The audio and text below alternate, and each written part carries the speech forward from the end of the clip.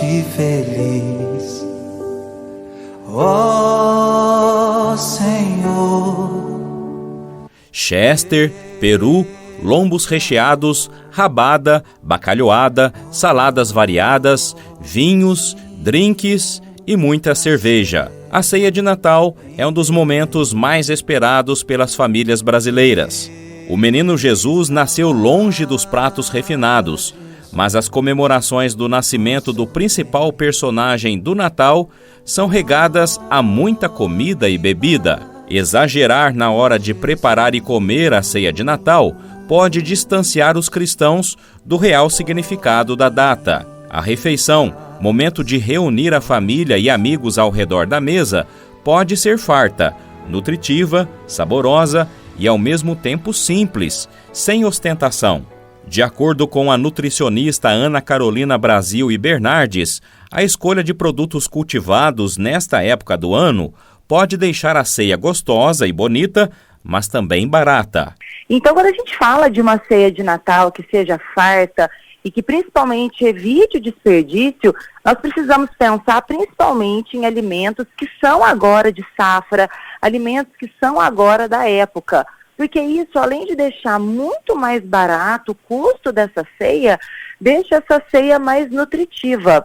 Porque são alimentos que são mais baratos e vão trazer toda a suculência, todo o sabor e toda a cor para a nossa ceia.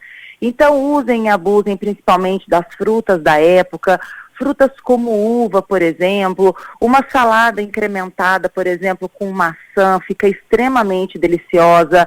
A própria uva, quando picadinha, fazer ali uma composição junto com uma saladinha de alface, uma saladinha de tomate, uma saladinha de rúcula, traz um pouco mais de cor. Segundo a nutricionista, na hora da definição do cardápio, é importante pensar em quem vai participar.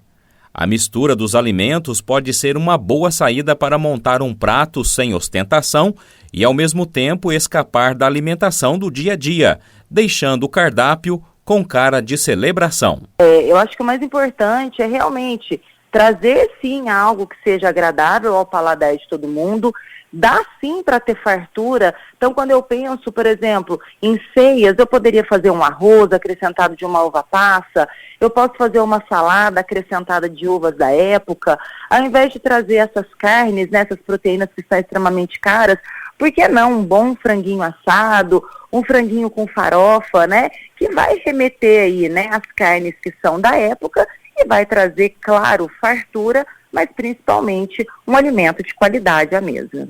Ainda que a ceia seja mais saborosa, é preciso tomar cuidado com a quantidade consumida.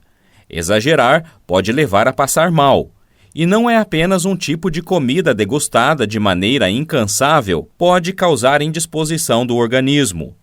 Tudo que se come em exagero prejudica. Por isso, seja equilibrado na hora de celebrar o Natal. É o que explica Ana Carolina. O que se percebe muitas vezes é o exagero da quantidade de alimentação. Claro que quando a gente está falando de alimento, todo alimento, quando consumido em exagero, ele não vai trazer nenhum benefício para a saúde. Entretanto, o que eu sempre instruo, né, para quem me pergunta sobre isso, é a questão da variedade. Então, vai fazer a sua ceia, tenta antes de comer, por exemplo, o carboidrato e o produto de origem animal, né, a proteína, tentar acrescentar uma boa salada, um bom legume, fazer essa variedade no prato para que não haja esse exagero. Geralmente as ceias tendem a ser um pouco mais tarde, né, 11h30, meia-noite, 1h da manhã. E às vezes a pessoa fica um longo período em jejum e na hora que vai comer, geralmente ela tende a comer um volume muito grande de comida.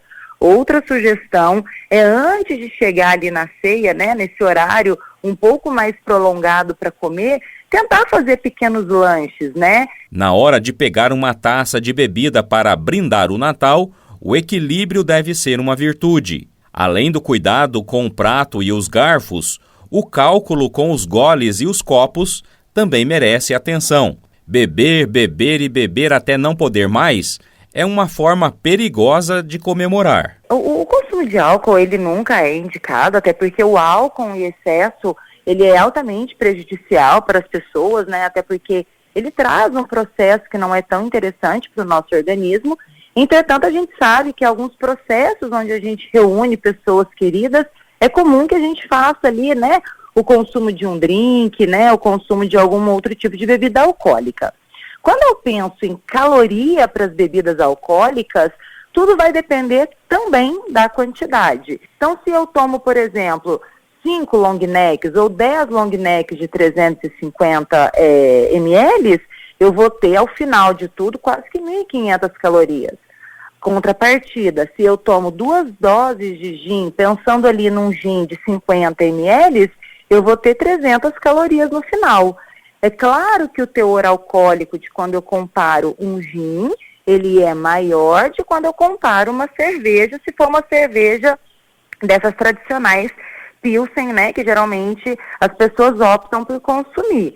Então, quanto à bebida alcoólica, o que vai fazer a diferença é efetivamente a quantidade que a pessoa consome. E se eu pudesse, né, atribuir uma informação em relação a isso, bebida alcoólica consumida em excesso, ela sempre vai ser prejudicial. Quem for celebrar o Natal participando de uma ceia, deve lembrar que o dia vai amanhecer. Comer demais ou beber muito vai provocar efeitos indesejados, conforme explica a nutricionista. Alguns tipos de bebida alcoólica, né, elas tendem realmente a trazer um pouco mais de excitação para o indivíduo no que tange essa questão qualidade de sono. A bebida alcoólica, por ser um tipo de bebida, né, que ela tem uma interferência direta em todo o sistema nervoso, alterando algumas questões cognitivas, alguns indivíduos realmente experienciam, né, tem uma experiência muito negativa em relação à qualidade de sono. As comidas, geralmente, elas têm interferência, principalmente quando eu tenho um volume muito grande de gordura. Como a gordura, ela tem uma certa dificuldade no processo digestório, ou seja, ela é um pouco mais lentificada para ser digerida, quando a gente consome uma quantidade muito grande de gordura, principalmente próximo do horário ali, né, de dormir, algumas pessoas realmente referem uma qualidade de sono, ou uma demora para dormir, ou um sono picadinho, onde a pessoa dorme, acorda, ou realmente a pessoa deita e não consegue efetivamente pegar no sono por conta desse processo de má digestão, peso no estômago. Para a bebida alcoólica, quando consumida em excesso, o efeito deletério que ela tem de fazer com que o indivíduo passe mal, então realmente ela vai interferir no sono, né?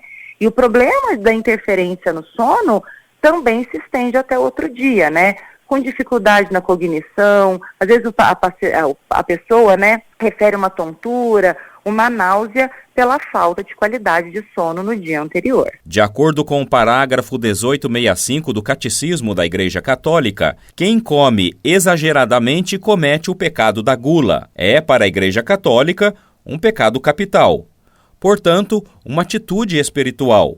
Para o Catecismo da Igreja, é um amor desordenado do homem pela criatura, o qual, esquecendo-se do seu Criador, coloca a comida como o final último da sua vida, como fonte de felicidade. Quem explica o significado do pecado capital da gula é o vigário-geral da Arquidiocese de Pouso Alegre, cônego Wilson Mário de Moraes. A gula é um pecado capital porque ela é geradora de outros males, de outros pecados. É o pecado do excesso, da desordem no comer e beber. Ela acontece quando nós deixamos de supor que precisamos comer para viver e passamos a imaginar que nós vivemos para comer. Como diz São Paulo na carta aos Filipenses, quando nós fazemos do nosso estômago o nosso Deus. Para superar o exagero da comida e da bebida, é preciso, segundo o Catecismo, exercitar uma virtude, a da temperança, conforme lembra cônego Wilson. Através da virtude que contrapõe o desejo exagerado de prazer, a virtude que chamamos de temperança, podemos lutar contra a gula. A virtude da temperança, como o próprio nome já nos diz, é responsável e capaz de temperar a nossa relação com os bens materiais de todas as origens. Por meio dessa virtude, passamos a enxergar os prazeres da matéria como meios para atingir finalidades superiores e infinitamente maiores. Podemos, a partir da nossa vivência da temperança, do nosso equilíbrio da alimentação, ajudar aquelas pessoas que estão necessitadas.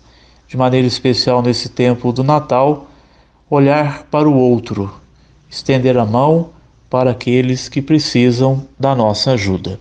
Na reportagem especial de amanhã, vamos conhecer um pouco mais sobre o sentido dos ritos religiosos e das tradições que envolvem o Natal.